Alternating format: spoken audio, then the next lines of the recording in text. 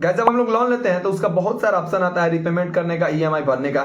Like जैसे कि हो गया पार्ट पेमेंट हो गया या फोरक्लोजर हो गया, है ना। तो गाइस जैसे कि हम लोग लोन लिए 5 लाख से हमने लोन लिया 5 ईयर्स के लिए, राइट। एक एग्जांपल मैं दे रहा हूं, 5 लाख से हमने लोन लिया 5 ईयर्स के लिए, टेन्योर हमने बनवा दिया, ठीक है उसका। अब क्या होता है कि हमने साल भर पूरा टाइम पे रिपेमेंट कर दिया, ठीक है।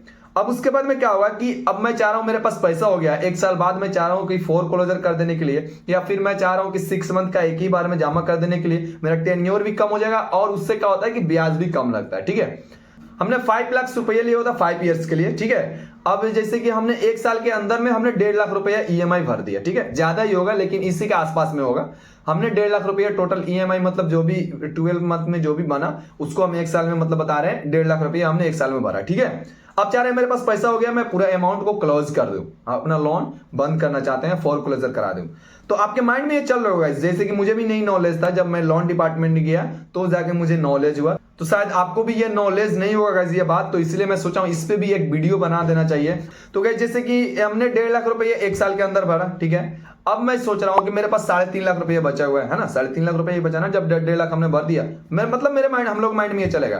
तो अब हम लोग सोचेंगे जा रहे हैं 3.5 लाख रुपये लेके, और फोरक्लोजर जो भी चार्जेज होगा 4%, 3%, 2% जो भी होगा प्लस लगा के उसके बाद में हम जमा कर देंगे, उसका रेट ऑफ इंटरेस्ट जितना भी होगा 2%, 3%, 4%। लेकिन गाइज ऐसा नहीं होता है। जब आप पेमेंट करने जाओगे तो भाई वो बोलेगा भाई इतना अमाउंट नहीं बचा हुआ है, 4 लाख अमाउंट बचा हुआ है, 4.5 लाख अमाउंट बचा हुआ है। तो आप बोलेंगे अरे यार ऐसा कैसे बात कर रहे हैं आप, हमने तो भाई 1.5 लाख रुपया पेमेंट किया हुआ है, हमने 1.5 लाख रुपये ईएमआई भरा है, और आप बोल रहे हैं कि भाई नहीं अब 50,000 रुपये भरे। हाँ गाइस इसी तरह होता है। तो इसका ना कंफ्यूजन मैं दूर कर देता हूँ आपको, मैं प्रॉपर मतलब एक कैलकुलेशन करके मैं समझा देता हूँ कैलकुलेटर पे, मोबाइल पे ही।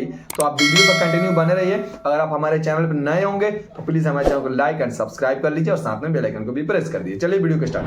आप यहाँ पे देख सकते हैं 10 लाख रुपया हम लोन लिए हैं। फॉर एग्जाम्पल आपको समझाने के लिए हम एग्जाम्पल में बता रहे हैं, हमने बैंक से 10 लाख रुपया लोन लिया, ठीक है। उसका रेट ऑफ इंटरेस्ट है 15%। एंड गाइज वो है 10 साल के, इसका टेन्योर कितना है 10 साल के लिए, 10 ईयर्स के लिए, ठीक है। इसका ईएमआई आएगा हमारा 16,133 रुपया, 16,133 रुपीज, ठीक है।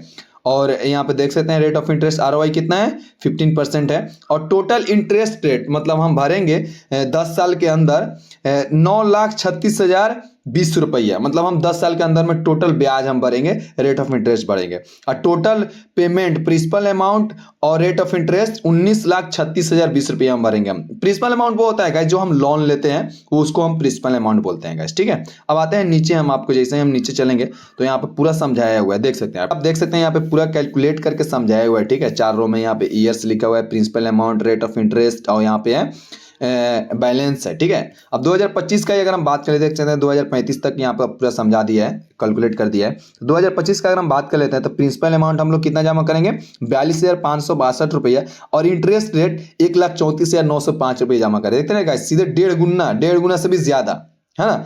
तो आप देख सकते हैं यहाँ पे प्रिंसिपल अमाउंट वो होता है जो हम लोग लोन लेते हैं ना, उसको मतलब प्रिंसिपल अमाउंट बोलते हैं जो हम लोग जमा करते हैं। और रेट ऑफ इंटरेस्ट वो होता है, इंटरेस्ट वो होता है, आरओआई वो होता है जो हम लोग ब्याज भरते हैं। और बैलेंस 9,57,437 रुपये बचा हुआ, ठीक है। तो जब आप जाइएगा फोरक्लोजर करने के लिए एक साल बाद, तो आपको इतना ही जमा करना पड़ेगा, इतना 9,57,437 रुपया, ना कि जो आप सोचे होंगे 42,000 ये भर दिए हैं, 42,500, 42,562 रुपया, और 1,34,905 रुपये, जो कि अप्रॉक्स होता है आपका 1 लाख,